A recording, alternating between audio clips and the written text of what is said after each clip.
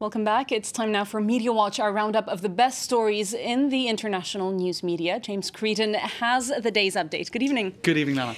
We start with Nicolas Sarkozy's campaign music. It's been released here in France. As we know, the campaign is in full swing. It's generated a lot of commentary. People think it sounds a lot like a Hollywood blockbuster film. It's really funny to see the comments. I think people are shocked because usually campaign music is sort of very hopeful and light and cheerful and all the rest of it. And, well, people are saying it sounds like really dramatic sort of blockbuster Hollywood music. I think there's nothing to do at this point, Lana, except take a listen.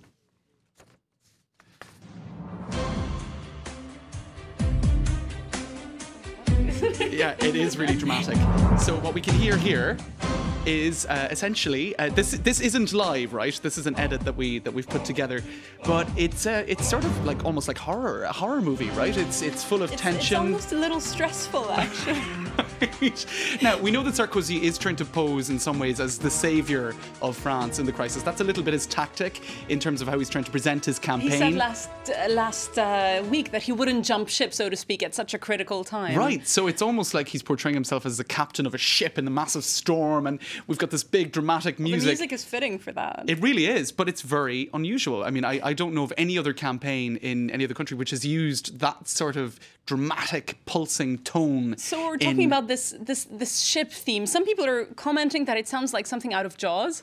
Is that true? Let's take a listen. I think it actually does a little. Let's take a listen to some of the theme tune of Jaws. We're all very familiar with this very dramatic kind of loud beats coming in, lots of strings, and yeah, the whole idea, of course, is to create suspense, to create the sense of a dramatic moment. So perhaps what Sarkozy is trying to do is conjure up the notion of dangerous economic times and the crisis, and he being the man of the moment in some senses. I can't think of what else it's meant to mean, because otherwise he's just trying to scare us. It really isn't dissimilar to that Jaws soundtrack, I have to say. Right.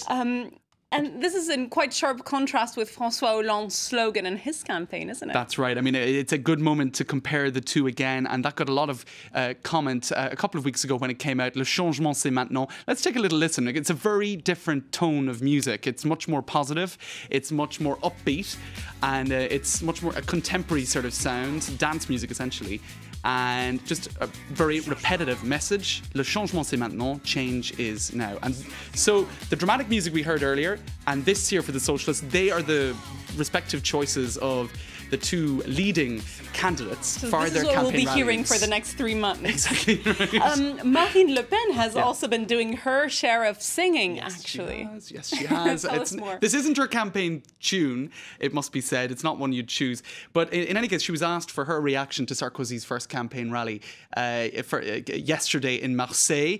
He spoke for the first time at a big rally. She was asked for her opinion on the rolling news channel iTélé. Marine Le Pen, of course, the far-right candidate. The far-right candidate. And let's take a listen to how she responded. Encore des mots, toujours des mots, les mêmes mots, rien que des mots.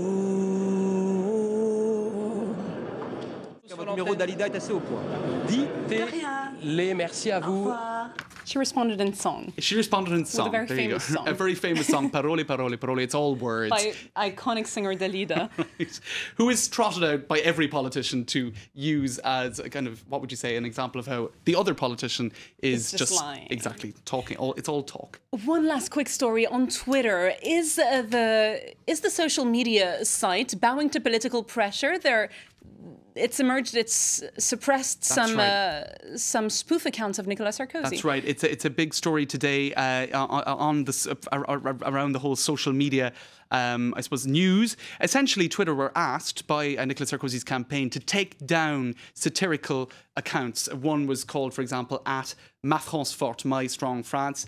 Another at Mr. Sarkozy. Now, the rules for satirical accounts on Twitter is that it cannot appear to be the official account of the person in question. It must make it very clear that it is a satirical account. Now, in some cases here, it was particularly clear that they were satirical, yet the accounts were still taken down. So it seems that Twitter did bow to French political pressure on the part of the government to take down those websites. Now, it has happened in the past as well for satirical websites that were taking for the Socialist Party. So it's not just a right issue. All right, thanks very much for bringing us that controversy. James Creedon, that was Media Watch.